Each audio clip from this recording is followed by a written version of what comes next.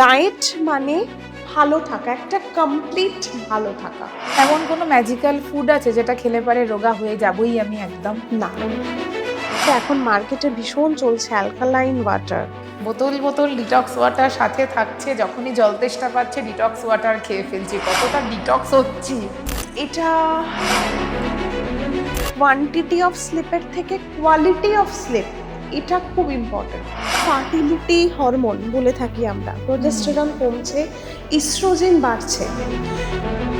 PCOS এতটাই alarming যে এর নামটাই আমরা বর্তমানে মেডিকেল সায়েন্সে চেঞ্জ হয়ে গেছে। ইয়াং জেনারেশনদের মধ্যে ভীষণ দেখা যায় ব্রেকফাস্ট খাওয়ার সময় নেই, মানে একদম খালি পেটে আমি চাটা খাবো না, কিউই খেতে হবে, অ্যাভোকাডো খেতে হবে, এরকম কোনো মানে নেই। একদম আমার বাড়ির পাশের বাজারে টাটকা পেয়ারা পাওয়া যায়, আমি সেটাই খাবো। এখন অনেক ছোট ছোট বাচ্চাদেরও দেখা যায় যে পিরিয়ডস প্রচুর আগে চলে আসে। তাদের খেলার সময় নেই, ফিজিক্যাল অ্যাক্টিভিটি লেভেল 0। এজ যত বাড়বে আমার কিন্তু ওভারিয়ান এগ রিজার্ভ কমতে থাকে।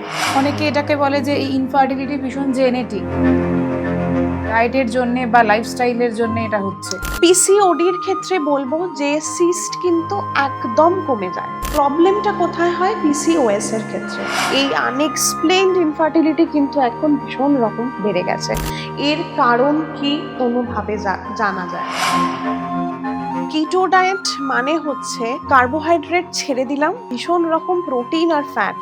এক্সেসিভ প্রোটিন কিন্তু আমাদের কিডনির ওপর লোড সৃষ্টি করে। কোনো রকম গাইডেন্স ছাড়া ইন্টারমিটেন্ট ফাস্টিং করতে পারি না। আমার শরীরের জন্য কতক্ষণের ফাস্টিং দরকার? 12 ঘন্টা, 14 ঘন্টা, 16 ঘন্টা? কিডনি কি করে ঠিক রাখবো আমরা? সে সারাদিনে 3 থেকে 3.5 লিটার জল নিশ্চিন্তে খান, কোনো অসুবিধা নেই। চিনির অল্টারনেটিভ গুড়, এটা সম্পূর্ণ একটা মিথ। তাহলে দর্শক বন্ধুরা মুড়ি থেকে দূরে থাকুন, ভাত খান, রোগা হবেন। মুড়ি মানে ভুড়ি, একদমই তাই।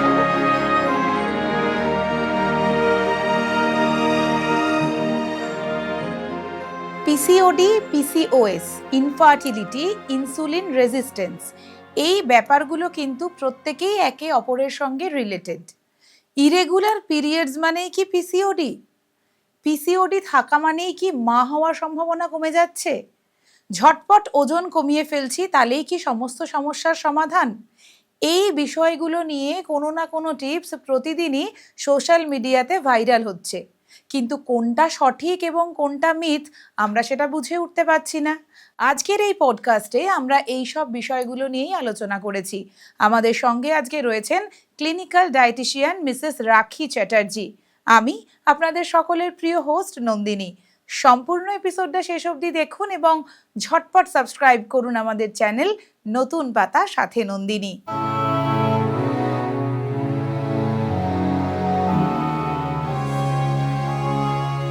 ওয়েলকাম রাখি টু নতুন পাতা সাথে নন্দিনী। কেমন আছো? আমি ভালো আছি, তুমি কেমন আছো বলো? আমিও ভীষণ ভালো আছি। আর এই ডায়েটের এপিসোডগুলো যখন হয় না তখন আমি আরেকটু বেশি ভালো হয়ে যাই, কারণ এই ডায়েটের এপিসোডগুলো করতে ভীষণ ভালো লাগে।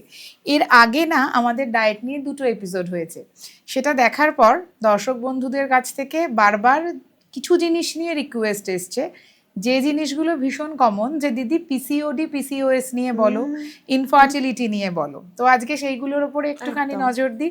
তো পিসিওডি আর পিসিওএসটা কি জিনিস?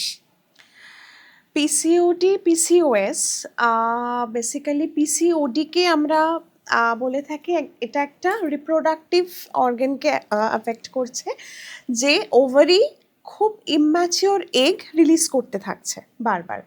ঠিক আছে, এটা হলো। বাট যেটা অ্যালার্মিং সেটা হচ্ছে পিসিওএস। পিসিওএস এতটাই অ্যালার্মিং যে এর নামটাই আমরা বর্তমানে মেডিকেল সায়েন্সে চেঞ্জ হয়ে গেছে।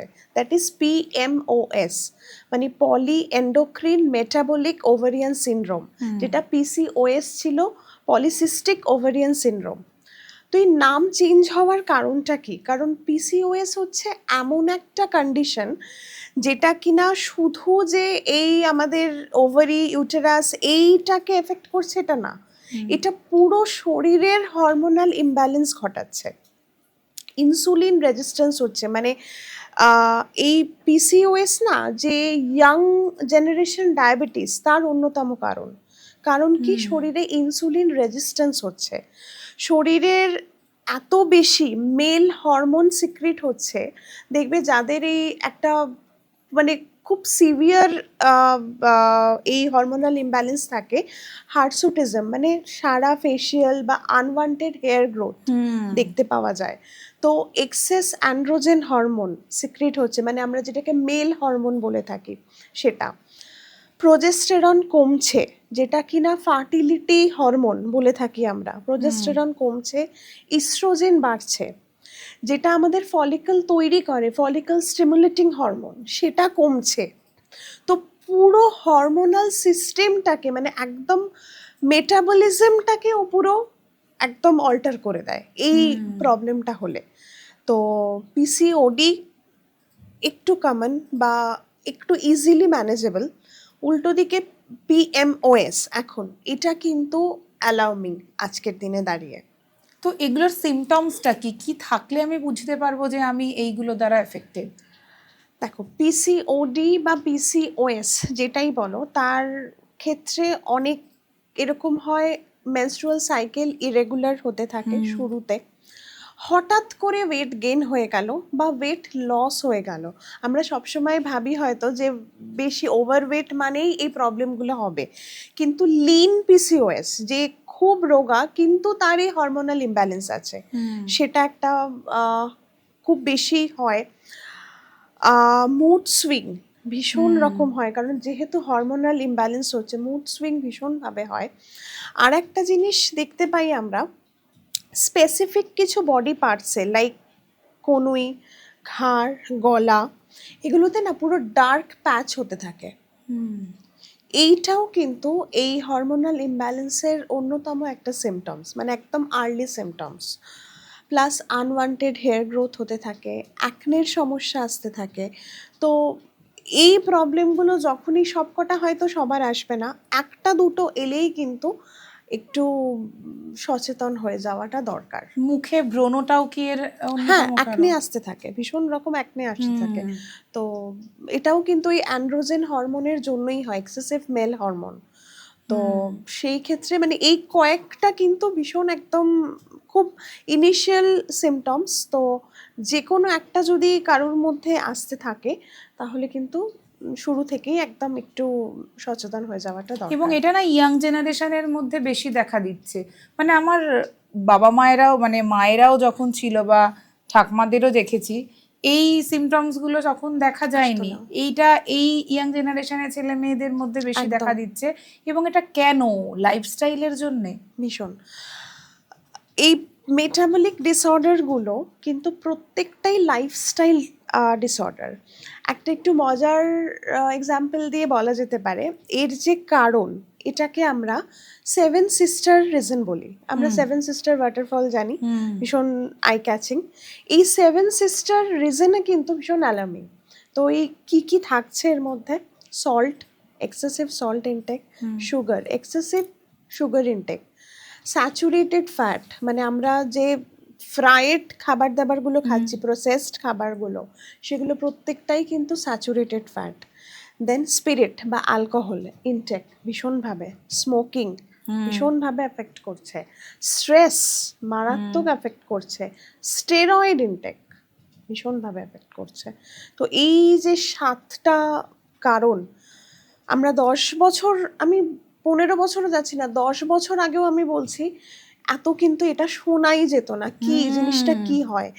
ইদানিং ব্যাপারটা ভীষণভাবে শোনা যাচ্ছে, মানে রীতিমতো এটা নিয়ে রিসার্চ ওয়ার্ক চলছে যে কেন এটা হচ্ছে, জাস্ট বিকজ অফ লাইফস্টাইল। একটু লাইফস্টাইল মডিফিকেশন করলেই কিন্তু এই ব্যাপারটা থেকে আস্তে আস্তে কন্ট্রোল করা যায়। এবং তুমি দেখো যারা প্রাইভেটে জব করছে তাদের স্ট্রেস বেশি, তাদের এই পার্টি, মানে এভরি উইকেন্ডে পার্টি, সেখানে স্মোকিং চলছে, অ্যালকোহল ইনটেক হচ্ছে, এইগুলো তো মানে প্রচন্ড ভাবেই এফেক্ট করছে। তা এই ব্যাপারটাকে ডায়েট দিয়ে কন্ট্রোল করা সম্ভব? একদম, মানে এটা না আগেকার একটা কনসেপ্ট ছিল যে পিসিওডি বা এই ধরনের প্রবলেম হওয়া মানেই কিছু ওই ওষুধ, হরমোনাল পিল সাজেস্ট করা, কিন্তু এখন সেই কনসেপ্টটা পুরোপুরি চেঞ্জ। যাদের ধরো এই আর্লি সিমটমসগুলো আসছে তাদেরকে শুরুতে এই কোনো ওষুধ প্রেসক্রাইব করাই হয় না, জাস্ট বলা হয় ডায়েট অ্যান্ড লাইফস্টাইল মডিফিকেশন। তো ডায়েট কিন্তু ভীষণ রকম ইম্প্যাক্ট করে এই মেটাবলিক ডিসঅর্ডারগুলোর ক্ষেত্রে। অ্যান্ড লাইফস্টাইল মডিফিকেশন মানে একটু এক্সারসাইজ, যোগা, একটু ফ্রি হ্যান্ড এক্সারসাইজ কিন্তু এই হরমোনাল ইমব্যালেন্স বা সিস্টের সাইজ কমাতে, যাদের পিসিওএস হরমোনাল কোনো ইমব্যালেন্স নেই, জাস্ট সিস্টের সমস্যা আছে, তো এটা কিন্তু খুব ইজিলি ডায়েট অ্যান্ড যোগার দ্বারা কন্ট্রোল করা যায়।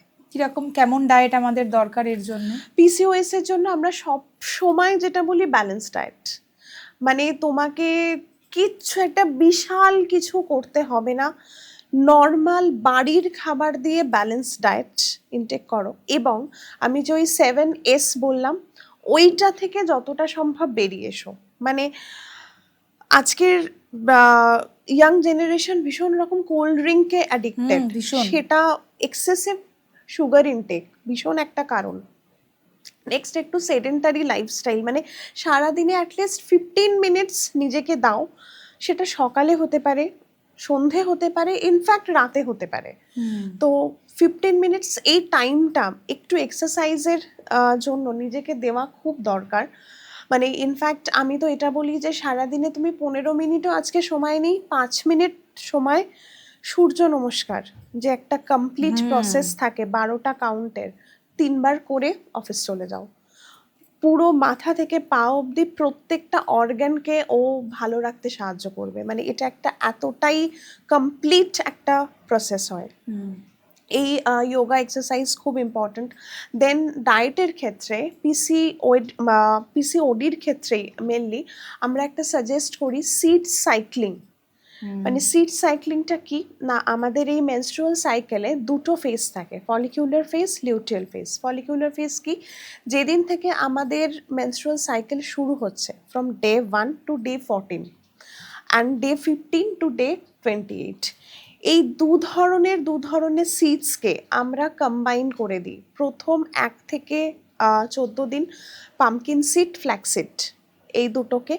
নেক্সট যে 15 টু 28 ডেজ সেইখানে আমরা দিচ্ছি সিসেম আর সানফ্লাওয়ার। এই সিড সাইকেলটা যে কখন ইস্ট্রোজেন বাড়বে, কখন প্রোজেস্টেরন বাড়বে, এই পুরো সিড সাইকেলটা কিন্তু এই হরমোনাল ইমব্যালেন্সটাকে ঠিক করতে ভীষণভাবে হেল্প করে। এছাড়াও একটু ওয়েটটাকে কন্ট্রোল করা খুব দরকার।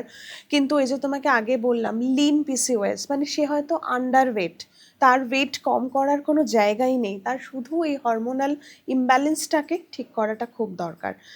অনেকের এটা হয় ইনসুলিন রেজিস্ট্যান্স শরীরে, তো ইনসুলিন রেজিস্ট্যান্সের ক্ষেত্রে এমন কিছু আমরা একটু হাই ফাইবার জাতীয় খাবার, একটু গুড ফ্যাট আমরা রাখলাম, ওমেগা 3 ফ্যাটি অ্যাসিড যুক্ত খাবার, এইগুলো আমরা রাখলাম, যার ফলে এই ইনসুলিন রেজিস্ট্যান্সটাও কিন্তু তাদের আস্তে আস্তে কন্ট্রোলে আসতে থাকে। তো এইটা শুনে আমি জানি যে দর্শকরা প্রচুর লিখবে কমেন্ট বক্সে যে ম্যাম আমাদের বলুন কি কি খাবার, পার্টিকুলারলি ব্রেকফাস্ট, লাঞ্চ, ডিনার বা স্ন্যাক্স, কি কি খাবার আমরা খাবো, লাইক ভেজিটেবলসে কি খাবো, ভাত খেতে পারবো কিনা বা মাছ খেতে পারবো কিনা, তুমি যদি এইগুলো একটুখানি পার্টিকুলারলি বলো। যেটা খুব ইন্টারেস্টিং লাগলো, ভাত খেতে পারবো কিনা। হ্যাঁ, ভীষণ মোটা হয়ে যাব ভাত খেলে। আমি নিজেই ভাত কম খাই, মুড়ি বেশি খাই, এটা নিয়ে পরে কথা বলছি। তো খুব ভুল করো, আমি আগে বলে দিচ্ছি। ভাত ব্যাপারটা খুব ভালো জিনিস, ভাত খেলে কেউ মোটা হয় না। আমি পার্সোনালি ভাত খেতে খুব ভালোবাসি, আমি দুবেলা ভাত খাই। বাট প্রবলেম হচ্ছে পোর্শন, কতটা ভাত খাচ্ছি। ঠিক আছে, মানে এরকম নয় কি আমাকে আমার ডায়েটিশিয়ান ভাত খেতে বলেছে তার মানে আমি এক থালা ভাত নিয়ে বসলাম, সেটা না। আমি ভাত খাবো, পরিমাণটা কতটা হবে সেটা কিন্তু আমাকে একটু কন্ট্রোলে রাখতে হবে। তার সাথে আমি পুরো ডাল, সবজি, মাছ, একটুখানি স্যালাড রাখলাম, টক দই রাখতে পারি, এইগুলো। কিন্তু ভাত না আমাদের মেন্টাল স্যাটিসফ্যাকশন দেয় ভীষণ রকম, যে ওই সারা সপ্তাহে না আমি ভাত খাচ্ছি না, তো একদিন ভাত খাচ্ছি, এক থালা ভাত খেয়ে নিচ্ছি। তো আমি যদি সারা সপ্তাহতেই একটু একটু করে ভাত খাই, ওই ক্রেভিংটা আমার তখন আসবে না। তো নিশ্চিন্তে ভাত খাওয়া যায়, কোনো অসুবিধে নেই। এবার হচ্ছে ব্রেকফাস্ট, লাঞ্চ, ডিনার। একটু আমি বলি যে যাদের একটু ওয়েট বেশির দিকে বা এই হরমোনাল ইমব্যালেন্সগুলো আছে, সকালে প্রত্যেকেরই একটা হ্যাবিট থাকে, ঘুম থেকে উঠেই খালি পেটে একদম চা বিস্কিট খেয়ে নিলাম। এই হ্যাবিটটা যদি একটুখানি সরানো যায়, মানে একদম খালি পেটে আমি চাটা খাবো না, একটুখানি কিছু ভেজানো ড্রাই ফ্রুটস রাখলাম, একটু খেলাম, তার আধ ঘন্টা পরে, তারপরে আমি যতটুকু আমার সময়, আমার যদি আধ ঘন্টা সময় থাকে, আমার যদি 10 মিনিট সময় থাকে, এটা খাওয়ার পরে একটু ওয়ার্কআউট করলাম, কোনো দিন একটু ফ্রি হ্যান্ড করলাম, কোনো দিন প্রাণায়াম করলাম, করে তারপরে আমি গিয়ে চাটা খেলাম। সেটা একটা। ইয়াং জেনারেশনদের মধ্যে ভীষণ দেখা যায় ব্রেকফাস্ট খাওয়ার সময় নেই, জাস্ট সকালে উঠে বেরিয়ে যাচ্ছি, বাইরে গিয়ে কচুরি এই যা পাচ্ছি খেয়ে নিচ্ছি। তাদের জন্য যেটা খুব ভালো অপশন হয়, যে কোনো ধরনের স্মুদির অপশন। স্মুদি ব্যাপারটা হচ্ছে সব কটা জিনিসই থাকলো, জাস্ট একসাথে দাও, মিক্স করো, খেয়ে নাও, মানে খুব ইজিলি আমরা খেয়ে নিচ্ছি জলের মতন, কিন্তু তার মধ্যে নিউট্রিয়েন্টসগুলো সব কিছু থাকছে। এই স্মুদি বিভিন্ন টাইপের হয়, লাইক ওটস, দই, যে কোনো ধরনের ফ্রুটস, একটু ড্রাই ফ্রুটস অ্যাড করতে পারি, সেটা মাখানা দিয়ে হয় স্মুদি। এইভাবে পিসিওডির ক্ষেত্রে আমরা দুধটা একটু বারণ করি খেতে, তো দই ভীষণ ভালো অপশন। দুপুরে যাদের ভাত নিয়ে যাওয়ার মতন স্কোপ নেই, বা যারা বাড়িতে আছেন তারা অবভিয়াসলি ভাত খান, যাদের নিয়ে যাওয়ার মতন অপশন নেই, তাদের জন্য খুব ইনস্ট্যান্ট সবজি দিয়ে পোহা বানিয়ে নেওয়া যেতে পারে, বা ওটস, ডালিয়া, ডাল দিয়ে খিচুড়ি বানিয়ে নেওয়া যেতে পারে।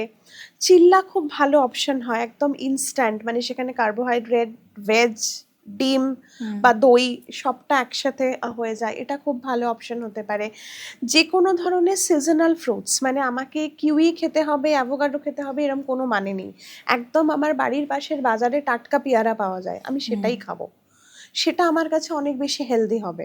যে কোনো একটা সিজনাল ফ্রুটস রাখতে পারি ডায়েটে। যে কোনো ধরনের না অ্যান্টিঅক্সিডেন্ট রিচ টি বিভিন্ন ধরনের পাওয়া যায়, যেগুলো কিনা এই হরমোনাল ইমব্যালেন্সের জন্য খুব ভালো, লাইক ক্যামোমাইল টি ভীষণ ভালো, ইনসুলিন রেজিস্ট্যান্স কমায়, ওয়েট কমায়, হরমোনাল ইমব্যালেন্স ঠিক করে। ব্লু টি, যেটা অপরাজিতা ফুলের চা, মানে এটা শুনে না একজন ট্রাই করেছিল, গাছ থেকে অপরাজিতা ফুল দিয়ে জলে দিয়ে ফুটিয়ে সেই চা খেয়ে নিয়েছিল, তার পরের দিনই তার ডায়রিয়া। এটা করবেন না, মানে এটা একটা মানে কি বলবো, মিথ, যে ব্লু টি মানে অপরাজিতা ফুল গাছ থেকে ছিঁড়ে জলে ফুটিয়ে খেয়ে নিচ্ছি, এটা না। এটা কিন্তু ওর মধ্যে কিছু অ্যান্টি নিউট্রিশনাল ফ্যাক্টর থাকে, কিছু পয়জনাস ফ্যাক্টর থাকে, যেগুলো আমাদের শরীরের জন্য ক্ষতিকর, তো সেটাকে পুরো প্রসেস করে বাদ দেওয়া হয়, তবেই কিন্তু আমরা সেটাকে কনজিউম করতে পারি। ক্যামোমাইল টি খুব ভালো অপশন এটার জন্য, তো এই টিগুলো রাখতে পারি আমরা। আমরা তো সিডস সাইকেল বললামই, তো সিডস অনেকের এরকম থাকে যে আগের দিন রাত্রিবেলা ভিজিয়ে রাখতে হয়, ভুলে যাব, সময় হয়ে ওঠে না, তাদের জন্য বলবো কিচ্ছু করতে হবে না, সিডসটাকে নিয়ে ড্রাই রোস্ট করো, করে ডাস্ট করে রেখে দাও, ইনস্ট্যান্ট ইউজ করতে পারবে। দই খাচ্ছ, তার মধ্যে 1 চামচ দিয়ে দাও, স্যালাড খাচ্ছ, স্প্রাউট স্যালাড নিলে তার মধ্যে 1 চামচ দিয়ে দাও। মানে আমাদের এত সময় নেই, যেটা করতে হবে সবাই দৌড়চ্ছি, যেটা করতে হবে সব কিছু ভালো কাজ করতে হবে, কিন্তু খুব তাড়াতাড়ি করতে হবে, এইটাই আমাদের মোটো আজকে। তো এরকম যদি সকাল থেকে রাত অবধি একটু ব্যালেন্স, একদম বাড়ির খাবার দাবার আমরা খেতে পারি, তাহলে কিন্তু এই মানে লাইফস্টাইল ডিসঅর্ডারগুলো থেকে আমরা বেরিয়ে আসবো।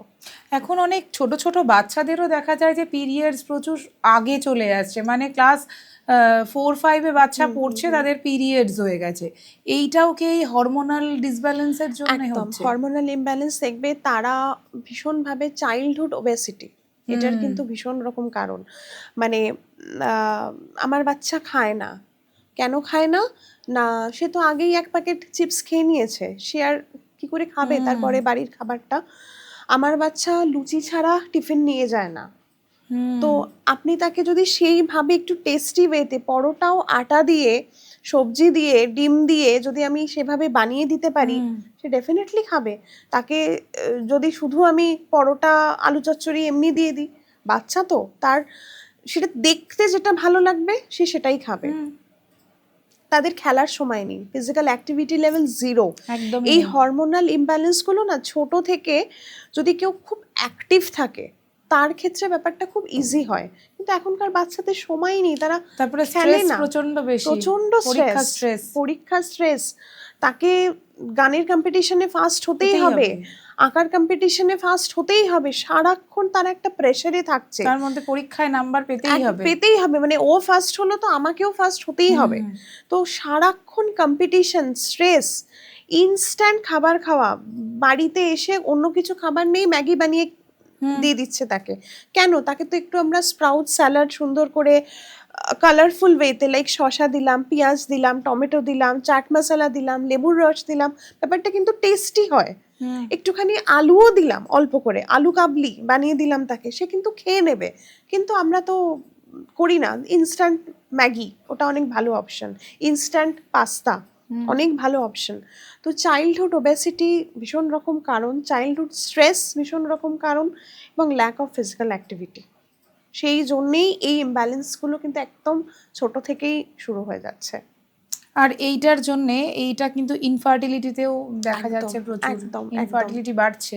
খুব খুব আজকের দিনে দাঁড়িয়ে এই হরমোনাল ইমব্যালেন্সটা কিন্তু ইনফার্টিলিটির মেন কারণ, এবং স্ট্রেস দুটোই।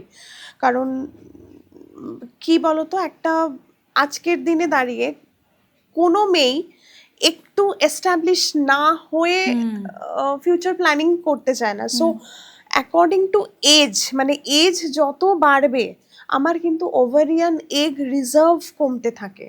হুম, সো এজ একটা ফ্যাক্টর হচ্ছে, এবং এই হরমোনাল ইমব্যালেন্স।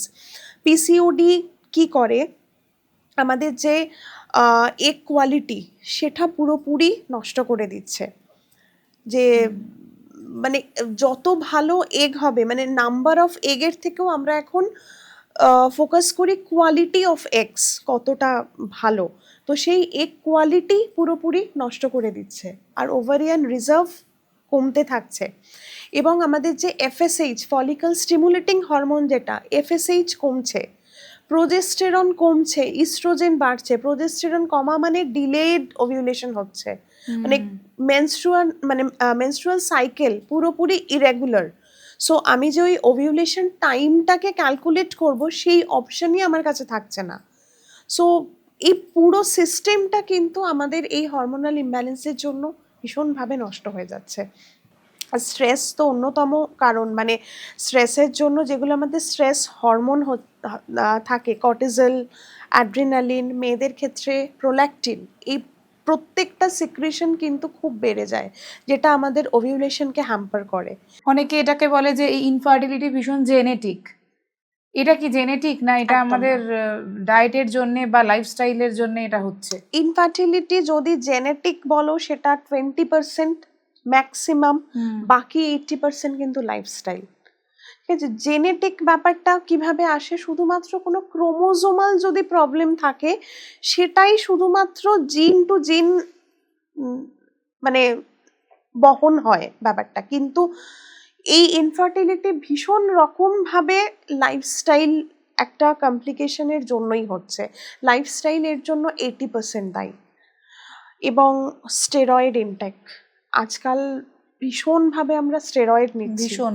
তো স্টেরয়েডও কিন্তু মারাত্মক এফেক্ট করে এই ইনফার্টিলিটির ব্যাপারে। আমরা বিভিন্ন রকম পিলস নিয়ে ফেলছি, তারপর তোমার জিমে গিয়ে স্টেরয়েড একদম, নিচ্ছি, একদম, ভীষণ। একদম।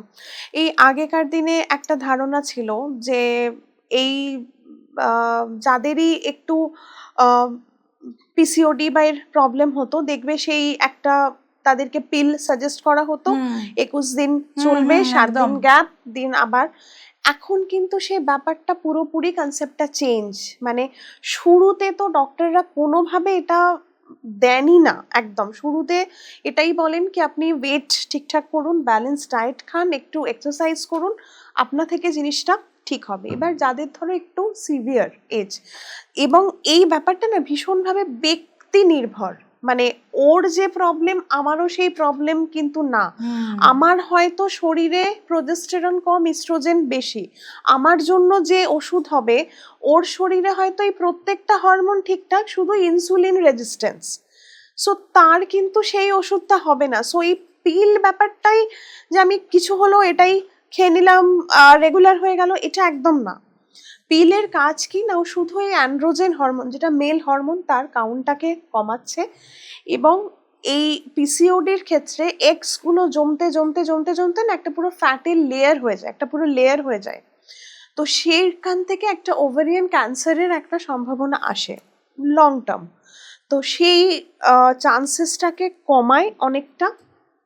আর কি করে না, ইস্ট্রোজেন প্রোজেস্টেরনের ব্যালেন্সটাকে ঠিক রাখে। তো যার এইগুলো ঠিক আছে তার শুরু হয় তো ইনসুলিন রেজিস্ট্যান্স।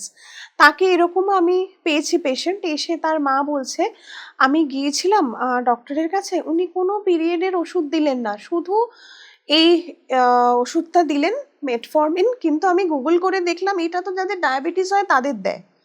তাহলে কি উনি ভুল করে দিয়ে দিয়েছেন? একদমই না, কারণ ওর শরীরে শুধুমাত্র ইনসুলিন রেজিস্ট্যান্স আছে। মেটফর্মিন হচ্ছে ইনসুলিন ফাংশনটাকে ঠিক করে। এটা এরকম না যে শুধু যারা ডায়াবেটিক তাদেরকেই দেয়া হয়, একদমই না। তো এইটা প্রত্যেকটা পেশেন্ট অনুযায়ী কিন্তু এই ব্যাপারটা খুব আলাদা আলাদা হয়। এবং আর একটা যেটা তুমি বললে, এই জিমে গিয়ে সাপ্লিমেন্ট নেওয়া, মানে এটা যে ইয়াং জেনারেশনকে কি লেভেলে ক্ষতি করছে ভাবা যায় না। মানে জিম সাপ্লিমেন্ট দু ধরনের হয়, একটা হয় যেটা normal protein supplement, whey protein নিচ্ছি বা আদার্স কোনো প্রোটিন কনসেন্ট্রেট নিচ্ছি এইগুলো। আর একটা হয় একটু অ্যান্ড্রোজেনিক অ্যানাবলিক স্টেরয়েড, যেগুলো কিনা আমরা খুব কমন একটা টার্ম শুনি, টেস্টোস্টেরন বুস্টার। আমি না নিচ্ছি টেস্টোস্টেরন বুস্টার, জানি না কারোর, কেউ আমাকে সাজেস্ট করেনি, আমি তো জিম করি, জিমের একজন নেয়, তার ফিজিক ভীষণ ভালো, ও নেয়, তো ওর দেখে দেখে আমিও নিচ্ছি। তো মারাত্মক ক্ষতি করছে। এটা কি করে, এটা তো বাইরে থেকে আসছে শরীরে, এ ব্রেনকে সিগন্যাল দিচ্ছে কি আমি যথেষ্ট পরিমাণে আছি, তোমার আর এটা সিক্রিট করার দরকার নেই। তো এটা চলতে চলতে ব্রেন সেই হরমোনটা সিক্রিট করার ক্যাপাসিটিটাই হারিয়ে ফেলে। সো কি হয়, একটা বাইরে থেকে সিনথেটিক জিনিস আসছে আর শরীর ন্যাচারালি সেটাকে তৈরি করছে, দুটো ডেফিনেটলি আলাদা। এবার সেই জায়গাতে মেল ফার্টিলিটি মারাত্মক লেভেলে বাড়তে থাকছে, মানে মেল ইনফার্টিলিটি, মানে মেন ফার্টিলিটি খুব হ্যাম্পার হচ্ছে এবং ইনফার্টিলিটি বাড়ছে। এটা ভীষণ রকম একটা কারণ। তাই এটা কি ওষুধের দ্বারাই সারানো সম্ভব, না এর জন্যও কোনো ডায়েট আছে? দেখো, এটা কিন্তু আমরা বলি যে অ্যাজ সুন অ্যাজ পসিবল এটা থেকে বেরিয়ে আসতে। এই রিকভারিটা কিন্তু রাতারাতি হয় না। মানে তুমি 6 মাস 1 বছর ধরে নিয়েছো, আজকে 1 মাস ছেড়ে দিলে ভাবলে সেটা আবার আগের জায়গা ফিরে আসবে, এটা হয় না। এই রিকভারিটায় কিন্তু টাইম লাগে এবং একটা ব্যালেন্স ডায়েট, তাকে আমরা কিছু সাপ্লিমেন্ট দেওয়া হয় ছেলেদের ক্ষেত্রে ভীষণভাবে, এল কার্নিটিন ভীষণ ইম্প্যাক্ট করে, কোএনজাইম কিউ, এই সাপ্লিমেন্টগুলো দেওয়া হয় উইথ ডায়েট। মানে এরকম আমরা কিছু খাবার দিই যার মধ্যে এই জিনিসগুলো আছে, বিভিন্ন ধরনের animal protein, nut, seeds, omega-3 fatty acid, কোনো মাছের ফ্যাট যেটা খুব দরকার, এগ প্রোটিন, বিভিন্ন ধরনের লেগিউমস, বিভিন্ন ধরনের ডাল, এগুলো খুব ভালো এই ইনফার্টিলিটি থেকে বেরিয়ে আসতে হেল্প করে। সেরকম মেয়েদের ক্ষেত্রে যেরকম iron, folic acid, calcium, vitamin D, এই সাপ্লিমেন্টেশনগুলো দেওয়া হয়। মানে এগুলো ভীষণভাবে, আমরা আবারও বলছি, ব্যক্তি নির্ভর। মানে তার যদি দরকার হয় তাকেই কিন্তু এই সাপ্লিমেন্টেশনটা দেওয়া হয়। যদি ডক্টর বোঝেন যে না এর নর্মাল ডায়েটেই ব্যাপারটা ঠিক হয়ে যাবে, তো সেখানে তাকে বুস্ট করা হয় যে আয়রন রিচ খাবার খাও, আচ্ছা ভাইটামিন সি রিচ বিভিন্ন ধরনের লেবু জাতীয় ফল খাও, পালং শাক, বিভিন্ন স্প্রাউটস, অঙ্কুরিত ছোলা, এইগুলো ডায়েটে রাখো, ডিম, ভাইটামিন ডি, ক্যালসিয়াম, টক দই, ছানা, আমন্ড, ওয়ালনাট, মানে যেগুলো খুব good fat, omega-3 fatty acid দেবে, তো সেইগুলোকে কিন্তু আমরা ডায়েটে ভীষণভাবে রাখতে বলি সেই সময়। যদি কেউ প্রপারলি ডায়েট মেনটেন করে তাহলে কি তার এই পিসিওডি, পিসিওএস বা ইনফার্টিলিটি এটা নিরাময় হবে, না একটা ব্যালেন্সের জায়গায় আসবে? পিসিওডির ক্ষেত্রে বলবো যে সিস্ট কিন্তু একদম কমে যায়, ঠিক আছে। প্রবলেমটা কোথায় হয় পিসিওএস এর ক্ষেত্রে, আমার হয়তো ব্যাপারটা একদম হরমোনাল ইমব্যালেন্সটা পুরোপুরি কন্ট্রোলে এলো, আমার ইনফার্টিলিটির সমস্যা হচ্ছিল, তো এই হরমোনাল ইমব্যালেন্সটাকে ঠিক করতে আমি কনসিভ করলাম, বেবি হলো, দেখা গেল 4 বছর পরে ব্যাপারটা আবার রিল্যাপস করছে, কারণ আমি এই পুরো ডায়েট প্যাটার্নটা থেকে বেরিয়ে গেছি।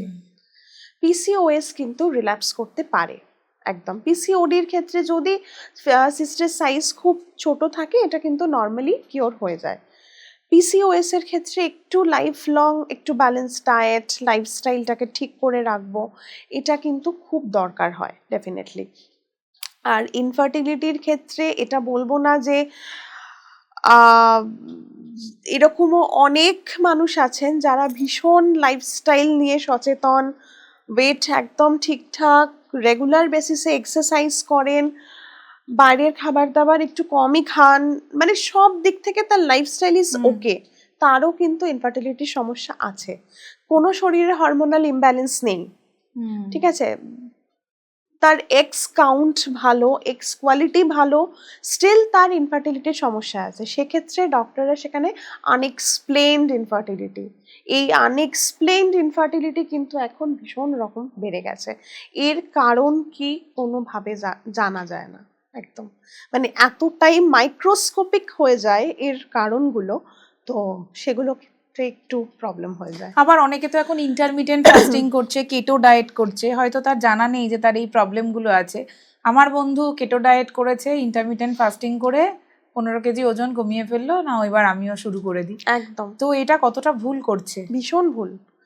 কিটো ডায়েট মানে হচ্ছে আমি কার্বোহাইড্রেট ছেড়ে দিলাম, ভীষণ রকম প্রোটিন আর ফ্যাট, এক্সেসিভ প্রোটিন কিন্তু আমাদের কিডনির ওপর লোড সৃষ্টি করে, তুমি বিভিন্ন নিউজে দেখবে কিটো ডায়েট মানে একদম এক্সক্লুসিভ কিটো ডায়েট করে মারা গেছেন বহু মানুষ, এরকম আমরা নিউজে পাই, কারণ আমাদের ব্রেন চলে গ্লুকোজ থেকে, ব্রেনের এনার্জির মেন কম্পোনেন্ট হচ্ছে গ্লুকোজ, এবং গ্লুকোজ পাই আমরা কার্বোহাইড্রেট ভেঙে, তো আমার ডায়েটে কার্বোহাইড্রেট নেই, গ্লুকোজ কোথা থেকে আসবে? তো সেই জায়গাতে ব্রেন কাজ করা বন্ধ করে দিচ্ছে, এক্সেসিভ প্রোটিন কিডনির ওপর লোড বাড়াচ্ছে, কিডনির সমস্যা আসতে থাকছে। তো এবং ইন্টারমিটেন্ট ফাস্টিং, যেটা এরকম উদাহরণ একটা দিচ্ছি, তার শরীরে তিনি জানতেনই না তিনি প্রি ডায়াবেটিক, বাচ্চা ইয়াং মেয়ে, 24-25 বছরের মেয়ে, এই ইনসুলিন রেজিস্ট্যান্স থেকে থেকে থেকে থেকে প্রি ডায়াবেটিক এসে গেছে, সে হঠাৎ করে কোনো রকম গাইডেন্স ছাড়া সোশ্যাল মিডিয়া দেখে ইন্টারমিটেন্ট ফাস্টিং আরম্ভ করলো, দেখা গেল সে একদিন রাস্তায় যেতে যেতে মাথা ঘুরে পড়ে গেল, রিজন দেখা গেল তার সেই প্রি ডায়াবেটিস এই ইনসুলিন রেজিস্ট্যান্ট থেকে ডায়াবেটিসে কনভার্ট হয়েছে, এবং সারাদিন না খাওয়ার ফলে তার হয়েছে যেটা হাইপোগ্লাইসেমিয়া, সে পুরো সুগার ফল করে পড়ে যাচ্ছে। সো আমি কখনোই কোনো রকম গাইডেন্স ছাড়া ইন্টারমিটেন্ট ফাস্টিং করতে পারি না, মানে আমার শরীরের জন্য কতক্ষণের ফাস্টিং দরকার, 12 ঘন্টা, 14 ঘন্টা, 16 ঘন্টা, কতক্ষণ ফাস্টিং আমার দরকার, সেটা কিন্তু দুজন ব্যক্তির ক্ষেত্রে পুরোপুরি আলাদা হয়। ইন্টারমিটেন্ট ফাস্টিং ইন জেনারেল অনেক উপকারিতা আছে, মানে যেটাকে আমরা টাইম রেস্ট্রিক্টেড ইটিং বলে থাকি, সেটা কিন্তু ওয়েট লসে হেল্প করে, হরমোনাল ইমব্যালেন্স ঠিক করে, ইনসুলিন রেজিস্ট্যান্সকে ঠিক করে, বাট সেটা আমার জন্য কতক্ষণের দরকার বা আমার জন্য আদৌ দরকার আছে কিনা এটা কিন্তু কোনোভাবেই সোশ্যাল মিডিয়া দেখে করা যায় না। সেই সোশ্যাল মিডিয়ায় প্রচুর টিপস ভাইরাল হচ্ছে, কিন্তু কোনটা সত্যি কোনটা মিথ সেটা বুঝে উঠতে কিন্তু পারছি না। নিজেকে বুঝতে হবে যে কোনো একজন ব্লগার বলছেন আমার না এই 80 কেজি থেকে 50 কেজিতে নেমে এসেছি, আমি সারাদিনে এই খেয়েছি, ব্যাস আমি শুনলাম ওই তো তাহলে আমারও ওয়েট কমবে, আমিও খেতে শুরু করলাম, ব্যাস শরীরের যে কত কি ইম্প্যাক্ট করে এটা সেটা আমরা না জেনেই এই ভুল করতে থাকি, সেটা খুব ইম্পর্ট্যান্ট। জিম সাপ্লিমেন্ট নিয়ে কথা হচ্ছিল, সেখানে বললে ওটা কিডনিতে এফেক্ট করে, তো সেটা একটুখানি শুনবো, কিডনি কি করে ঠিক রাখবো আমরা? হ্যাঁ, জিম সাপ্লিমেন্ট ক্ষেত্রে একটা খুব কমন নাম শোনা যায় ক্রিয়েটিন। আমি না ক্রিয়েটিন সাপ্লিমেন্ট নিচ্ছি। এই ক্রিয়েটিন সাপ্লিমেন্টটা ভীষণভাবে একটা ওভার হাইপড, মানে এরকম ধরো বহু মানুষকে দেখেছি আমি, ক্রিয়েটিন সাপ্লিমেন্ট নিচ্ছ, ও বাবা তাহলে তো পুরো শরীরের একদম অবস্থা খারাপ হয়ে যাবে। এটা কিন্তু নয়। Creatine basically one kind of protein, যেটা কিনা আমাদের মাসেল মাস বা মাসেল স্ট্রেংথ বাড়াতে হেল্প করে, বা যারা খুব হাই ইন্টেন্সিটি এক্সারসাইজ করে তাদের ওই এক্সারসাইজের পরে যে মাসেলের রিকভারিটা দরকার হয় সেটাতে হেল্প করে। মোটামুটি ধরো রেকমেন্ডেড ডোজ অ্যারাউন্ড 3 to 4 গ্রাম এরকম একটা যায়। আমরা বলি এটা ওয়ার্কআউটের পরে নেবে, কোনো একটা শেক এর সাথে মিক্স করে নেবে।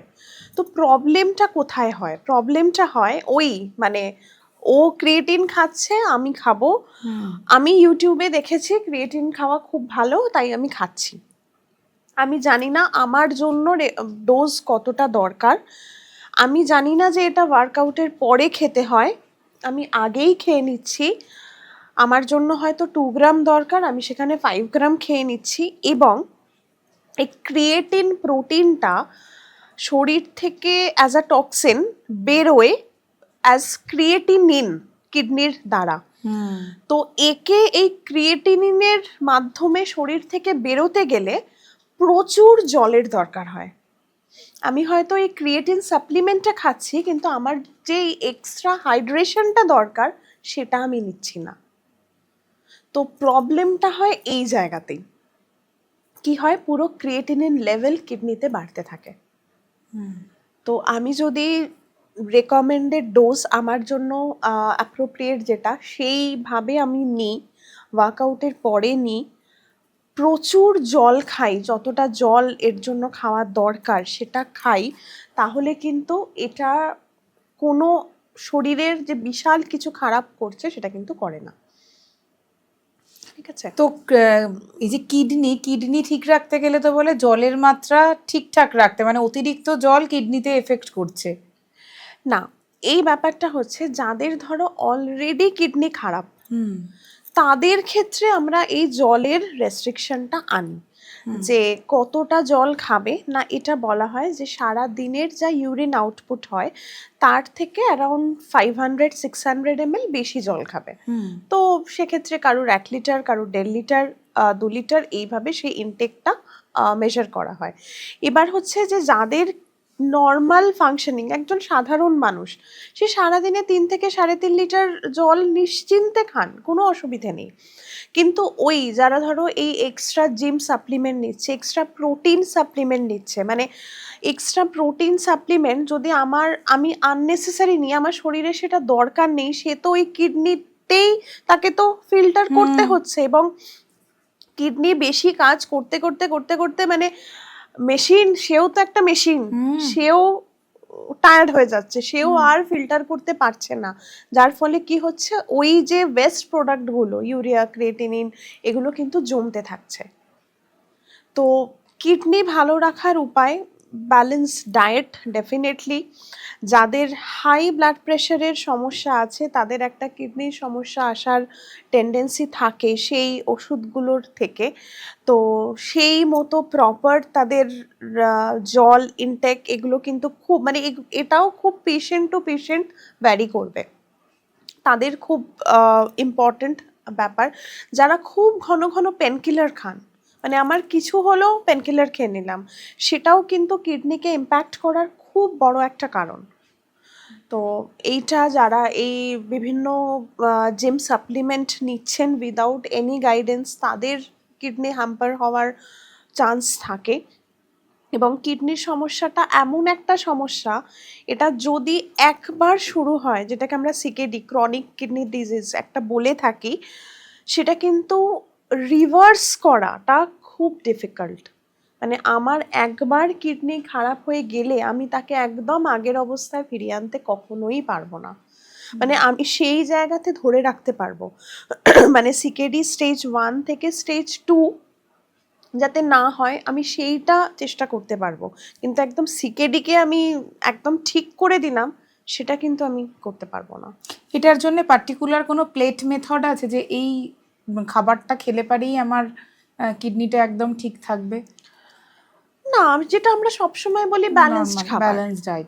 ভালো খাবার খাও। তার মানে এই নয় যে তুমি কোনোদিন বাইরে বেরিয়ে বিরিয়ানি, চাউমিন এগুলো খাবে না, ডেফিনেটলি খাও, কিন্তু সেটারও একটা পোর্শন কন্ট্রোল থাকে। যে তুমি এক প্লেট বিরিয়ানি খেয়ে নিও না, বিরিয়ানির সাথে কোনো কাবাব রাখো, রায়তা রাখো, একটু স্যালাড রাখো, দিয়ে বিরিয়ানির পরিমাণটা একটু কমাও, কিন্তু বিরিয়ানি খাও, তাতে কোনো অসুবিধা নেই।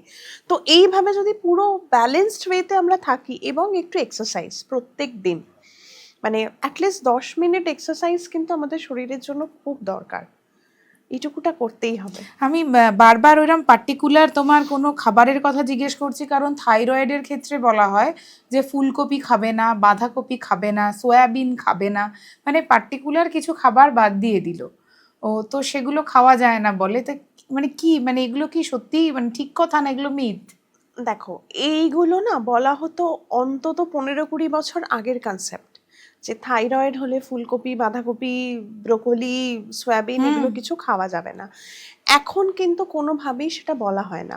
এক্স্যাক্টলি কি হয়, আমরা থাইরয়েডের জন্য যে ওষুধটা খাই সেটা হচ্ছে লিভোথাইরক্সিন সোডিয়াম গ্রুপের একটা ওষুধ। তো এই ওষুধটা খাওয়ার 8 ঘন্টার মধ্যে কোনো খাবার খাওয়া যায় না, 8 ঘন্টা পর থেকে আমি খেতে পারি খাবার। এবং এই যে এই খাবারগুলো ফুলকপি, বাঁধাকপি, এইগুলো না ক্রুসিফেরাস গোষ্ঠীর অন্তর্গত একটি খাবার, এবং এর মধ্যে বেশ কিছু পরিমাণে গয়েট্রোজেনিক সাবস্টেন্স বর্তমান থাকে। কিন্তু এই যে বললাম, এই গয়েট্রোজেনিক সাবস্টেন্সের একটা রেঞ্জ থাকে।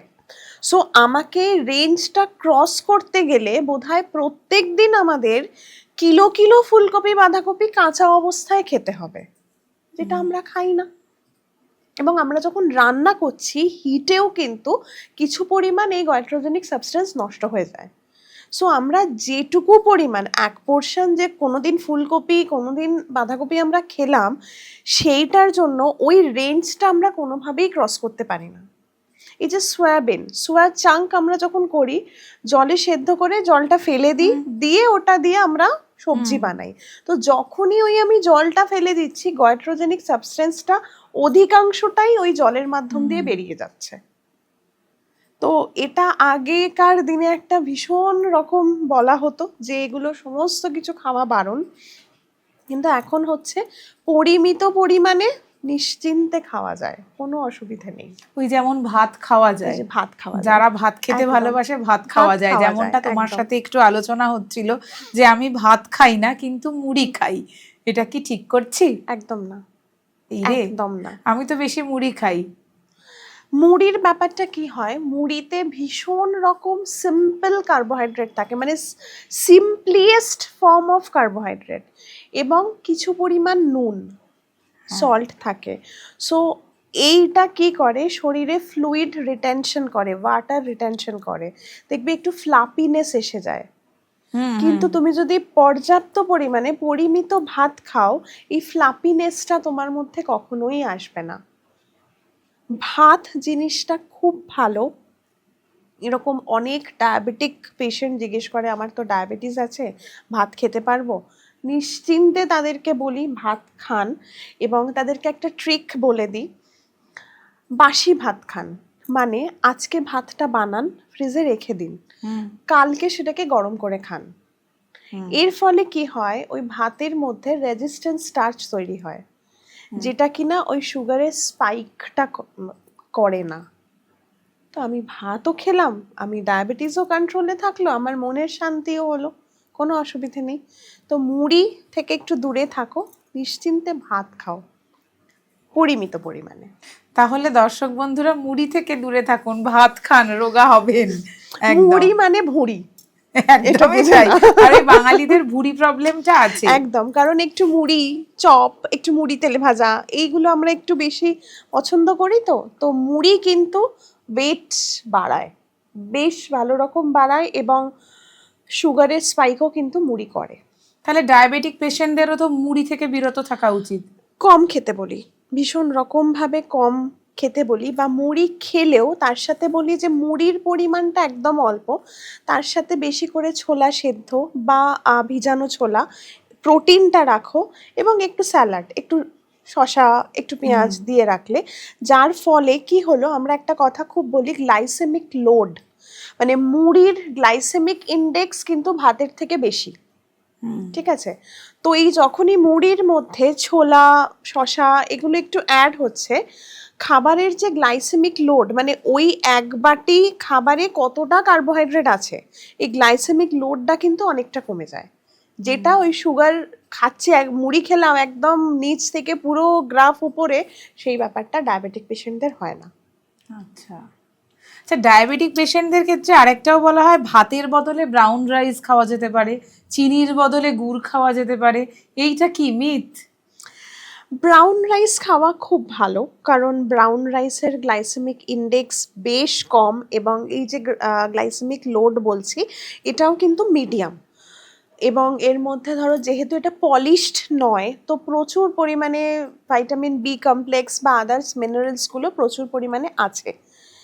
এবার ব্যাপার হচ্ছে ব্রাউন রাইসের টেক্সচার এবং টেস্ট দুটোতেই কিন্তু আমাদের মনের শান্তি হয় না। দেখা গেল যে ব্রাউন রাইস খেলাম, তার সাথে মাছ টাছ আমি সব দিয়ে নর্মাল রাইসের জায়গায় খেলাম, কিন্তু তার 1 ঘন্টা পরেই মনে হচ্ছে আমার না ঠিক খাওয়াটা হয়নি, একটা হিডেন হাঙ্গার থেকে যায়, যেটা কিনা সাইকোলজিক্যাল খুব এফেক্ট করে। তো তারপরে কি হলো, আমি আরেকটু কিছু খেয়ে নিলাম, তো আলটিমেটলি কি হলো, আমার সে কার্বোহাইড্রেট কন্ট্রোলটা কিন্তু থাকলো না, সেটা কিন্তু বেড়েই গেল। তো যারা যদি কেউ স্ট্রিক্টলি একদম কন্ট্রোল, নিজের মনকে বুঝিয়ে যে না আমি ব্রাউন রাইসই খাবো, অন্য কিছু খাবো না, এটা করতে পারেন, তাদের জন্য ব্রাউন রাইস খুব ভালো। কিন্তু যাদের একটু বেশ ভাত খেলে মনের শান্তি হয়, যে ভাত না খেলে যেন কি একটা নেই এরকম মনে হয় জীবনে, তো তারা কিন্তু পরিমিত ভাত, আপনার জন্য কতটা ভাত দরকার সেটা ওই ব্যক্তি বিশেষে আলাদা হবে, আপনি খেতে পারেন, আপনার সুগার কিন্তু কন্ট্রোলে থাকবে। আর একটা যেটা বললেই চিনির অল্টারনেটিভ গুড়, এটা সম্পূর্ণ একটা মিথ। মানে এরকম আমি বহু পেশেন্ট পাই, আমি না চাই চিনি খাই না, বাতাসা দিয়ে খাই, কিন্তু তাও আমার সুগার কমছে না। চিনি বেসিক্যালি যেটা করে সেটা হচ্ছে একদম এমটি ক্যালোরি দেয়, মানে শুধুই ক্যালোরি দিয়ে যায়, ওর মধ্যে আর কিচ্ছু নেই। কিন্তু গুড়ের মধ্যে সামান্য পরিমাণে হলেও একটু আয়রন বা আদার্স কিছু মিনারেলস বর্তমান থাকে, কিন্তু চিনির গ্লাইসেমিক ইন্ডেক্স বা গ্লাইসেমিক লোড এর থেকে গুড়ের গ্লাইসেমিক ইন্ডেক্স বা লোড দুটোই কিন্তু বেশি। তাহলে আমি কেন খাবো? আমার সুগার কন্ট্রোল তো হচ্ছেই না, ওই গুড়ের মধ্যে থাকা আয়রন যদি আমার শরীরে পেতে হয়, তাহলে আমাকে সারাদিনে অন্তত 1 বাটি গুড় খেতে হবে সেই আয়রনটা পাওয়ার জন্য। তো সেই আয়রনটা পেতে গিয়ে আমার তো একদম ব্লাড সুগারের পুরো দফারফা হয়ে গেল। তো চিনির বদলে গুড় কখনোই ভালো অপশন নয়। মানে এটা নিয়ে প্রচুর লোকজনের মধ্যে মিথ আছে, আমি জ্যাগেরি পাউডার খাই, একদম ভুল কথা। যদি চিনি ছেড়ে দেওয়া যায় তার থেকে ভালো আর কিছু হয় না। যদি অল্টারনেটিভ দরকারই হয়, স্টিভিয়া খুব ভালো অপশন, কারণ এটা শুধুমাত্র একটা গাছের পাতা আর কিছু না।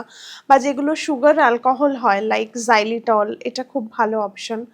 সুক্রালোজ কিছু ক্ষেত্রে ভালো অপশন, দেখবে সুগার ফ্রি যেটা পাওয়া যায় তার মধ্যেও কিন্তু অনেক ডিফারেন্স থাকে কম্পোজিশনে, কোনোটা অ্যাসপার্টেম থাকে, কোনোটা সুক্রালোজ থাকে।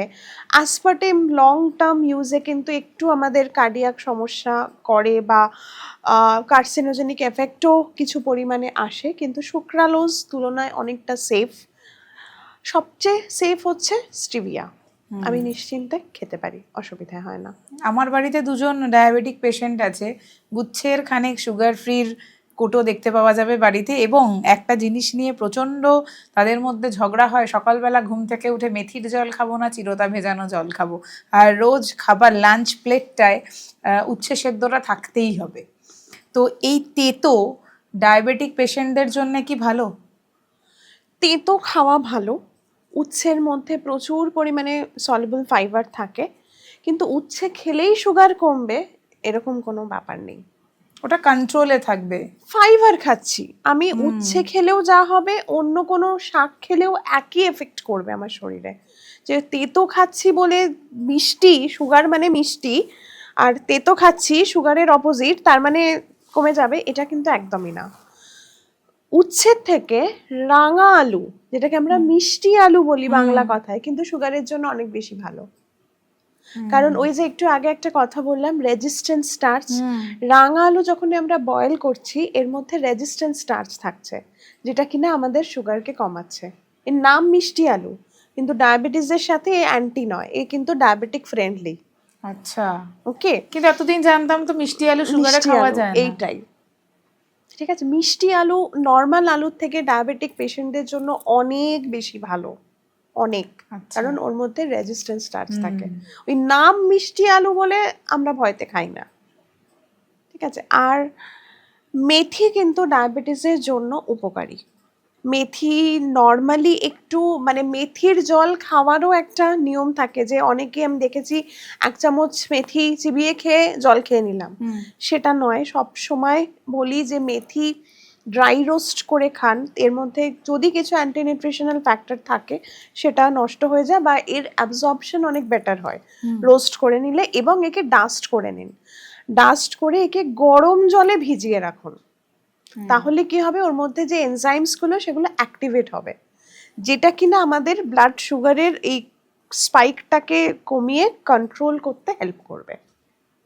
মেথির জল ডায়াবেটিসের জন্য খাওয়া ভালো, কিন্তু সঠিক পদ্ধতিতে, এটা দরকার। আর ডিটক্স ওয়াটার নিয়ে কি বলবে? বোতল বোতল ডিটক্স ওয়াটার সাথে থাকছে, যখনই জল তেষ্টা পাচ্ছে ডিটক্স ওয়াটার খেয়ে ফেলছি, কতটা ডিটক্স হচ্ছি? এটা এটা না ভীষণ রকম একটা মার্কেটিং পলিসি, ডিটক্স ব্যাপারটা। যদি আমাকে বাইরে থেকেই ডিটক্স ওয়াটার খেতে হয়, তাহলে আমাদের শরীরের যে আভ্যন্তরীণ ডিটক্স সিস্টেমগুলো আছে তারা কি করছে? তার মানে তারা প্রপারলি কাজ করছে না, তাই জন্য আমাকে বাইরে থেকে জল খেতে হচ্ছে। আমি কেন খাবো? আমাদের শরীরে প্রচুর ডিটক্স মানে যেগুলো টক্সিনকে বাইরে পাঠায়, আমাদের 2 ধরনের টক্সিন হয় শরীরে, একটা এন্ডোটক্সিন, একটা এক্সোটক্সিন। এন্ডোটক্সিন মানে কি, যেগুলো আমাদের শরীরে বিভিন্ন বায়োকেমিক্যাল প্রসেসের মধ্যে শরীরের ভিতরে তৈরি হচ্ছে, সেগুলো ল্যাকটিক অ্যাসিড এগুলো। এক্সোটক্সিন কি, যেগুলো আমরা বাইরে থেকে খাবার খাচ্ছি তার মধ্যে থেকে কিছু টক্সিন আসছে। তো আমরা যদি প্রপারলি ডায়েট মেনটেন করি, আমার শরীরে প্রচুর ডিটক্স করার মেশিন আছে, কিডনি আছে, লাং আছে যে আমাদের ব্লাড পিউরিফাই করছে, কিডনি আছে, স্কিন আছে, এবং বিভিন্ন ডাইজেস্টিভ ট্র্যাক আছে পুরো। তো তারা যদি প্রপারলি ফাংশন করে এবং আমি যদি একটা প্রপার ডায়েট খাই, আমার তো আলাদা করে ডিটক্স ডায়েট করার কোনো দরকার নেই। কেন করব? তার মানে কোথাও একটা গন্ডগোল আছে শরীরে। আগে সেই রুট কজটা জানো, প্রবলেমটা কোথায় হচ্ছে। আমি গ্লাস গ্লাস ডিটক্স ওয়াটার খেয়ে গেলেও আমার সেই রুট কজটা না জানলে সেই প্রবলেমটা সলভ হবে না। আগে আমাকে রুট কজটা জানতে হবে, প্রবলেমটা কোথায়। যদি আমি সেই জায়গাটাকে ঠিক করে দিতে পারি, তাহলে তো আমার বাইরে থেকে এগুলো খাওয়ার দরকার নেই। আর ডিটক্স ওয়াটার বেসিক্যালি কি, মানে এর কাজটা কি, যেগুলো ওই বিভিন্ন ধরনের লাল নীল হলুদ সবুজ জল যেগুলো হয় সেগুলো কি বেসিক্যালি তারা করে, আমাদের মেটাবলিজমটাকে একটু বুস্ট করছে, বা যদি অতিরিক্ত পরিমাণে কিছুর চাপ পড়ছে, লাইক লিভার ডিটক্স করছে, তাকে আমি ভোরে ভোরে অ্যালকোহল দিচ্ছি, লিভারের ওপর চাপ বাড়ছে, তখন আমার কিছু লিভার ডিটক্স করার দরকার পড়ছে। আমি ভোরে ভোরে প্রোটিন খাচ্ছি, কিডনির ওপর চাপ পড়ছে, আমার ডিটক্স করার দরকার পড়ছে। আমি স্কিনের ওপর প্রলেপ মেকআপ লাগিয়ে যাচ্ছি, সেটাকে প্রপারলি মেনটেন করে মুছছি না, স্কিনের যে সিস্টেম সেটা পুরো হ্যাম্পার হচ্ছে, তখন আমার স্কিন ঠিক করার ডিটক্স দরকার হচ্ছে। তাহলে আমাদের শরীরের যে আভ্যন্তরীণ ডিটক্স সিস্টেমগুলো, তার থেকে ভালো ডিটক্স কেউ করতে পারবে না। আগে নিজেকে ভিতর থেকে সুস্থ থাকতে হবে, সেটা খুব দরকার। একদম। স্কিনের কথা বললে, স্কিন ঠিক রাখার জন্য বা স্কিনকে গ্ল্যামারাস করার জন্য কোনো ডায়েট আছে? মানে ধরো বয়স আমার অতিরিক্ত বেশি, কিন্তু দেখাতে চাইছি আমি ভীষণ অল্প বয়সী, তো সেটার জন্য কোনো ডায়েট আছে? সবার আগে মন ভালো রাখতে হবে, মন থেকে ভালো থাকতে হবে, ইয়াং থাকতে হবে, প্রত্যেক দিন এক্সারসাইজ করতে হবে, এবং ডায়েটের মধ্যে আমরা বলি যে একটু অ্যান্টিঅক্সিডেন্ট রিচ খাবার, সেগুলো একটু খাও, একটু ফ্রেশ ফ্রুটস, ভেজিটেবলস, এগুলো ডায়েটে রাখো, যেগুলো স্কিনকে ধরে রাখে। কোলাজেন, কোলাজেন সমৃদ্ধ খাবার, যদি আমি ডায়েটে প্রপার কোলাজেন খাই, আমার তো আলাদা করে কোলাজেন পাউডার খাওয়ার দরকার পড়ে না, তাই না? সো আমাকে কোলাজেন পাউডার খেতে হচ্ছে মানে আমার ডায়েটে সেটা নেই, হচ্ছে না, তো আমাকে আগে ডায়েটটা ঠিক করতে হবে, তাহলেই আমার ওটার দরকার পড়বে না। তো সেই কোলাজেন তৈরি হবে এরকম কিছু খাবার, আমি অ্যানিমাল প্রোটিন রাখবো, বিভিন্ন ধরনের নাটস খুব ভালো কাজ করবে, সিডস খুব ভালো কাজ করবে, কাঁচা হলুদ খুব ভালো কাজ করে স্কিনের জন্য, লাইকোপিন যেটা আমরা টমেটো, পাকা পেঁপে, তরমুজ এগুলোতে পাই, লাইকোপিন স্কিনের জন্য খুব ভালো। তো যদি আমরা একটু ভালো খাবার খাই, স্কিন এমনিই ভালো থাকবে, এবং হাইড্রেশন সেটা ভীষণ দরকার, স্ট্রেস, স্ট্রেস থেকে একটু দূরে, এবং পর্যাপ্ত ঘুম। মানে পর্যাপ্ত ঘুম মানে এরকম না কি আমাকে 8 ঘন্টাই ঘুমোতে হবে, মানে কোয়ান্টিটি অফ স্লিপের থেকে কোয়ালিটি অফ স্লিপ, এটা খুব ইম্পর্ট্যান্ট। যে আমি যদি সারাদিনে 4 ঘন্টাও ঘুমোই, সেই 4 ঘন্টার কোয়ালিটি অফ স্লিপটা যেন খুব ভালো হয়। আমি 8 ঘন্টা শুয়ে আছি কিন্তু আমি ঘুমোচ্ছি না, সেটাতে কোনো এফেক্ট করে না। তো কোয়ালিটি অফ স্লিপ ভালো রাখতে হবে, তাহলেই ভালো থাকবো আমরা। কিন্তু অনেকের তো ঘুমের সমস্যা আছে, ঘুম হয় না, সেক্ষেত্রে কি করবে? ঘুমের সমস্যার জন্য আমরা যেটা বলি সেটা, ঘুমের ঠিক আগে, ঘুমের জন্য আমাদের বেশ কিছু হরমোন দায়ী, যেটা আমাদের শরীরকে রিল্যাক্স করে দেয় এবং আমরা ঘুমিয়ে পড়ি। তো এই হরমোন সিক্রিশন, যেটা হ্যাপি হরমোন আমরা বলি, সেরোটোনিন, এরকম আমরা কিছু খাবার খাবো যেটা কিনা রাত্রিবেলা ঠিক ঘুমের আগে এই সেরোটোনিনকে সিক্রিট করতে খুব হেল্প করবে। যেমন ক্যামোমাইল টি বললাম একটু আগে, ভীষণ হেল্প করে এটা। ডার্ক চকলেট ভীষণ ভালো, এই যাদের ঘুমের সমস্যা আছে, যদি রাত্রিবেলা শোয়ার 10-15 মিনিট আগে আমরা sugar free, no added sugar, আমরা ডার্ক চকলেট খাই, সেটা কিন্তু এই হ্যাপি হরমোন সিক্রিট করে। যারা ম্যাগনেসিয়াম এবং ম্যাঙ্গানিজ, এই দুটোই কিন্তু আমাদের ঘুম রেগুলেট করে। তো যেগুলো, যে খাবারগুলোতে ওয়ালনাট, আমন্ড, এগুলো কিন্তু খুব ভালো অপশন। তো যদি এগুলো আমরা একটু আর্লি ডিনার করে নিলাম, রাত্রিবেলা শোয়ার আগে 1 কাপ ক্যামোমাইল টি, তার সাথে একটা ডার্ক চকলেট, একটা ওয়ালনাট, এটা খেয়ে শুলাম, এবং মোবাইলটা একটু পাশের ঘরে রেখে দিয়ে এলাম, যেটা খুব দরকার, মানে ঘুম এমনিই হবে। এছাড়া আমরা কিছু নাইট প্রাণায়াম বলে দিই, মানে একদম বিছানায় বসে করবে, ভ্রামরী প্রাণায়াম ভীষণ হেল্প করে ঘুমের জন্য, এবং ওম চ্যান্টিং, মানে ওম চ্যান্টিংয়ের মতো মানে কনসেন্ট্রেশন আনে এবং শরীরকে রিল্যাক্স করে, কিচ্ছু হয় না। প্রত্যেক দিন রাত্রিবেলা শোয়ার আগে অন্তত 4 থেকে 5 বার একদম শান্ত হয়ে বসে ওম চ্যান্টিং করে শো, শরীর এমনি রিল্যাক্স থাকবে, ঘুম হবে। খুব দরকার। আর চুল পড়ার সমস্যায় যারা ভুগছে তাদের জন্যে? ভিতর থেকে ভালো খাও, ওই চুলে এটা লাগাচ্ছি ওটা লাগাচ্ছি, চুলের জন্য ডিটক্স খাচ্ছি, দরকার নেই।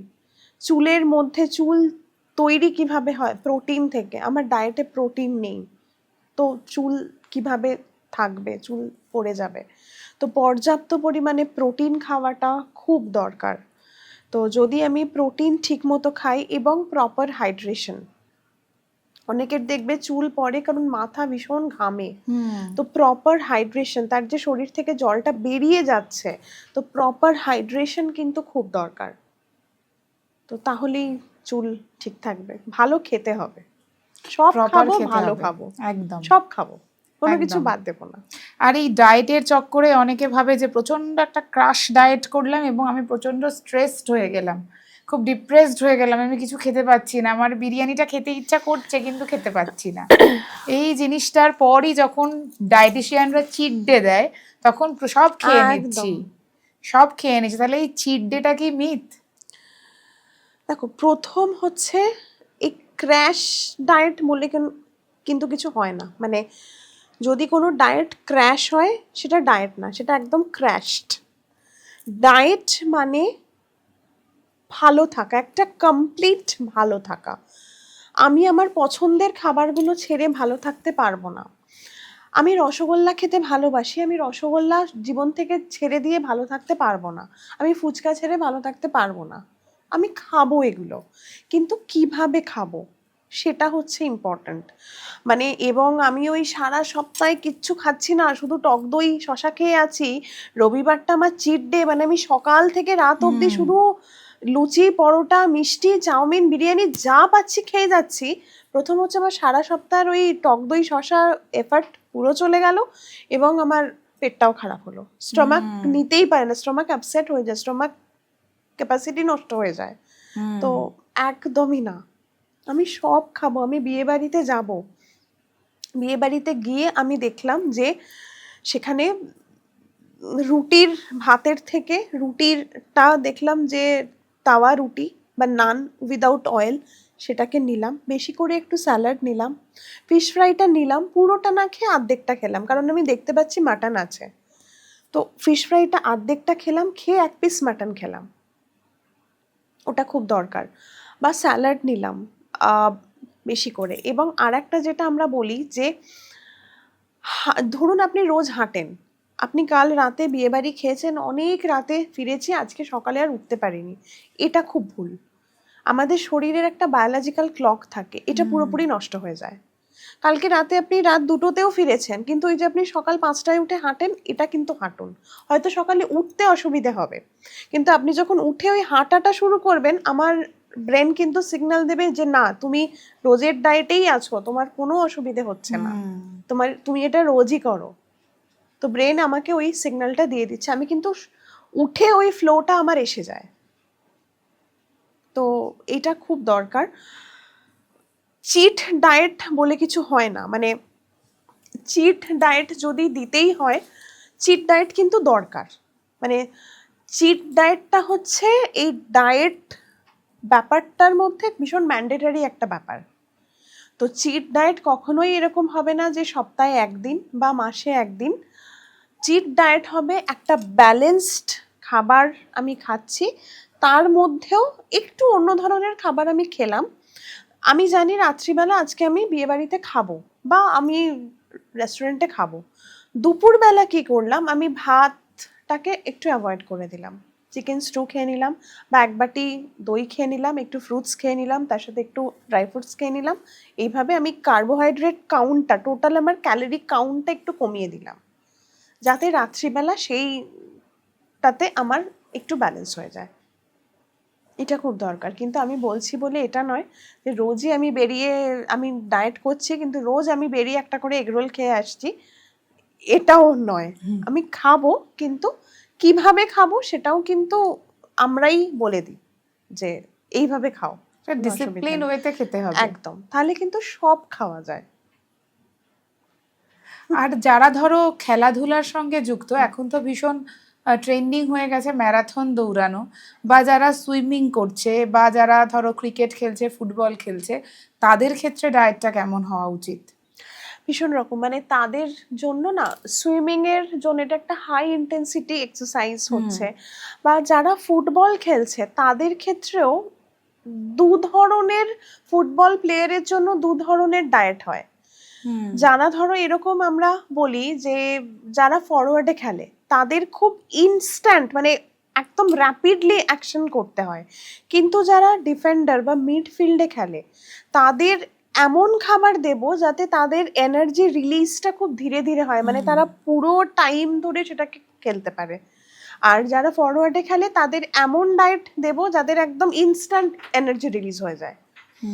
তো এইগুলো কিন্তু পুরোপুরি আলাদা হয়। যারা ধরো একটু ওয়ার্কআউট করে, তার আগে বলি যে অন্তত 0.5 ঘন্টা আগে ব্ল্যাক কফি, ডার্ক চকলেট এগুলো খুব ভালো অপশন, কারণ ব্ল্যাক কফি আমাদের যে এক্সারসাইজ বা সুইমিং করার জন্য যে হরমোনটা শরীরে দরকার ডোপামিন, এই ডোপামিন সিক্রিশনে খুব হেল্প করে। কিন্তু ওই টাইম গ্যাপটা দরকার, অন্তত 8 ঘন্টা ওর টাইম লাগে শরীর থেকে ওই ডোপামিনের স্পাইকটা করতে। তো আগে কিছু ক্যালোরি ডেন্স খাবার খাবো, এবং পরে যেহেতু আমার মাসল প্রচন্ড রকম একটা কাজ করেছে, কোনো প্রোটিন ডেন্স খাবার খাবো, যাতে আমরা ওই মাসেলের কাজের কাজ করার পরে তাকে আমরা রিকভার করতে পারি। সো যে কোনো এরকম এক্সারসাইজ করার আগে একটু ক্যালোরি ডেন্স খাবার এবং তারপরে একটু প্রোটিন ডেন্স খাবার। কিন্তু এবার যারা ধরো অনেকে আছে এরকম বডি বিল্ডিং করে, তাদের কিছু আমরা সাপ্লিমেন্ট দিই এবং সেটা ভীষণভাবে ডক্টরস রেকমেন্ডেড, এবং তাদের জলের ব্যাপারটা খুব ইম্পর্টেন্ট। মানে তারা যখন সারা বছর প্র্যাকটিস করেন কতটা জল খাবেন, তাদের এখন কম্পিটিশন আছে, তাদের জলটা কিন্তু পুরোপুরি কমিয়ে দেওয়া হয় যাতে তাদের ড্রাই ওয়েটটাই থাকে। তো এইগুলো কিন্তু ভীষণ রকম ওই প্লেয়ার স্পেসিফিক হয়, সে কতটা এক্সারসাইজ করছে, সে কতটা ওয়েট তুলবে, সে কতক্ষণ সুইমিং করে, কিরকম, মানে সুইমিং কি খুব শর্ট ডিস্টেন্স করে না লং ডিস্টেন্স করে। তো এই পুরো ব্যাপারটা কিন্তু অনেক কিছু তার মধ্যে থেকে ভেবে চিনতে পুরো ব্যক্তি বিশেষে এগুলো একদম আলাদা আলাদা হবে। আর এই ব্ল্যাক কফির কথা বললে, ব্ল্যাক কফি তো সাধারণ মানুষও ভীষণভাবে খায়, মানে অনেকেরই অভ্যাস আছে সারাদিনে নয় ব্ল্যাক টি খাবে নয় ব্ল্যাক কফি খাবে। এটা কি শরীরের জন্য ঠিক? কারণ প্রথমেই শুরুতে তুমি বলেছিলে যে খালি পেটে চাটা নয়, চা খাওয়া নয়, মানে এক্সেসিভ ক্যাফিন বা ট্যানিন ইনটেক আমাদের শরীরে প্রোটিনের অ্যাবজর্পশন কমিয়ে দেয়। তো সারাদিনে কেউ 2 কাপ ব্ল্যাক কফি খেলেও ইজ ওকে, কোনো অসুবিধা নেই। কিন্তু আমি ঘন্টার পর ঘন্টা, মানে অফিসে প্রচণ্ড স্ট্রেস, ডেস্ক থেকে যাচ্ছি 1 ঘন্টা পর পরই ব্ল্যাক কফি খেয়ে আসছি, এটা একদমই ঠিক নয়। এবং ব্ল্যাক কফির সাথে বা চায়ের সাথে আমরা কোনো প্রোটিন জাতীয় খাবার রাখতে বলি না, কারণ ট্যানিন ক্যাফিন দুটোই প্রোটিনের অ্যাবজর্পশন একদম কমিয়ে দেয়। সো প্রোটিন থেকে যে ভালো ব্যাপারটা সেটা আমাদের শরীরে অ্যাবজর্ব হয় না। তো দুটো খাবারের মাঝে অন্তত 8 ঘন্টা 40 মিনিট গ্যাপ দিয়ে চা খাওয়া যায়। সারাদিনে ম্যাক্সিমাম 2 থেকে 3 কাপ, তার বেশি কখনোই নয়। আর বিস্কিট, প্রচুর বিস্কিট খেতে ভালোবাসি আমি, কিন্তু প্রচুর বিস্কিট খাই। বিস্কিট জিনিসটা ভীষণ খারাপ জিনিস, মুড়ির থেকেও বিস্কিট খারাপ। কারণ বিস্কিট মানে হচ্ছে পুরোপুরি ময়দা। আজকালকার দিনে অনেক এই মার্কেটিং স্ট্র্যাটেজি এসছে, মাল্টিগ্রেন বিস্কিট, এই বিস্কিট, কিন্তু দেখবে পুরো ব্যাপারটাই হচ্ছে প্রথম হচ্ছে কার্বোহাইড্রেট, এবং সেকেন্ড হচ্ছে বিস্কিটের মধ্যে ওই বেশ টেস্টটাকে ইমপ্রুভ করা, এর জন্য হচ্ছে পাম অয়েল, তার মধ্যে সেখানে অ্যাডিশন থাকবেই। তো পাম অয়েল আমাদের শরীরের জন্য খুব খারাপ। তো বিস্কিটের বদলে 1 মুঠো প্লেন চিড়ে ভাজা অনেক বেশি ভালো। মাখানা তো মানে তুলনাই হয় না, ভীষণ ভালো। তো বিস্কিট যতটা সম্ভব কম, যতটা। কিন্তু আমার একটা সমস্যা আছে, আমার না অনেকেরই আছে, চায়ের সাথে প্রচন্ড বিস্কিট খাওয়া, 2-3টে বিস্কিট খেয়ে নিচ্ছি এবং ভাবছি যে ওই তো থিন অ্যারারুট বিস্কুট তো মোটা কিছুই হবো নেই না। এর মধ্যে, হ্যাঁ, কিন্তু কিছু শুধুই মোটা হবো ময়দা না। আছে, শুধুই ময়দা আছে এবং পাম অয়েল আছে, আর কিছুই নেই। পাম অয়েলও না এই ভীষণ খুব মাউথ ওয়াটারিং হয়, যে আমি একটা খেলে আর একটা খাওয়ার খুব টেন্ডেন্সি আসে, ঠিক আছে। তো সেই জন্যেই বিস্কিট খেয়ে ফেলি, এবং সেই জন্যেই আমি বললাম যে খালি পেটে চা নয়, তুমি যদি সকালবেলা উঠে অন্য কিছু একটা খাবার খাও, একটু এক্সারসাইজ করো, তারপরে চাটা খাও, দেখবে ঘুম থেকে উঠেই যে একটা বেশ কিছুক্ষণ না খাওয়া তারপরে খাচ্ছি যে ক্রেভিং, ওই ক্রেভিংটা তোমার হবে না। সকালবেলা আমাদের তো এমটি স্টমাক, আমি খাচ্ছি, খিদে পেয়েছে, তো অনেকগুলো খেয়ে নিচ্ছি। তো এটা যদি আমি একটু পরে খাই তাহলে দেখবে ওই ক্রেভিংটা আমাদের হয় না। এটাও হরমোন, যা কিছু আমাদের শরীরে কন্ট্রোল করছে সবটাই হরমোন, আর কিচ্ছু না। এমন কোনো ম্যাজিক্যাল ফুড আছে যেটা খেলে পারে রোগা হয়ে যাবই আমি একদম? না, কোনো এরকম সুপার ফুড বা ম্যাজিক পিল এটা আমাকে একদম ভরে একটা ট্যাবলেটের মধ্যে দিয়ে দিয়েছে, ওটা খাবো আমি রোগা হয়ে যাব, এরকম কিচ্ছু হয় না। Balance diet. আর হেলদি লাইফস্টাইল মেনটেন করার জন্য আমার দর্শকদের কি টিপস দেবে তুমি? হেলদি লাইফস্টাইল মেনটেন করার জন্য বাড়ির খাবার খান, কোনো ওই ফ্যাসিনেটিং কোনো খাবার খেতে হবে না, যেটা দেখবে এখন মার্কেটে ভীষণ চলছে, অ্যালকালাইন ওয়াটার। আমি বহু পেশেন্ট পাই এসে বলে, ম্যাম আমি না অ্যালকালাইন ওয়াটার খাই প্রত্যেক দিন, কিন্তু তাও ঠিক ওজনটা আমার কিছুতেই কমছে না।